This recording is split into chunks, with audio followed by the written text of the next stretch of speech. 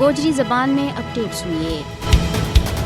بھارت کا غیر قانونی قبضہ والی جموں کشمیر میں آزادی پسند کشمیری رہنماواں سخت حالات کو سامنا کرنا پی رہی ہے۔ اقوام متحدہ کی قرارداداں اور بین الاقوامی چارٹر کے عین مطابق اپنی قوم کی آزادی کو چنڈو چاؤن پر مودی کی فسطائی سرکار انہوں نے دہشت گرد قرار دے گئے، انہوں کے خلاف جھوٹا مقدمات قائم کر گئے، انہوں کی زندگیاں گنا کھیڑ رہی ہے۔ بھارت کا جابرانہ تسلط کے خلاف اپنی جدوجہد نہ جاری رکھن کی وجہ دے ہن بھارت کا حکمران حریت پسند رہنما یاسین ملک کے خلاف اپنی عدلیہ نہ استعمال کر رہی ہے۔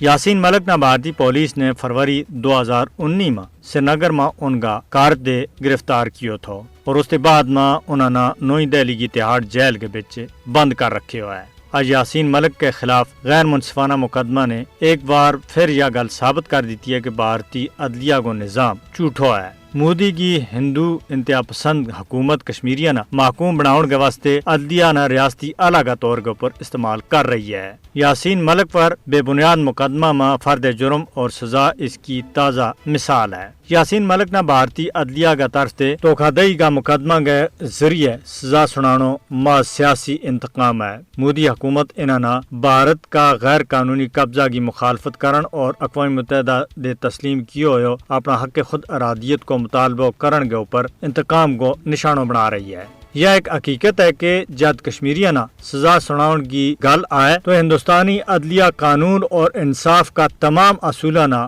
کنڈ پیچھے سٹ دے ہے۔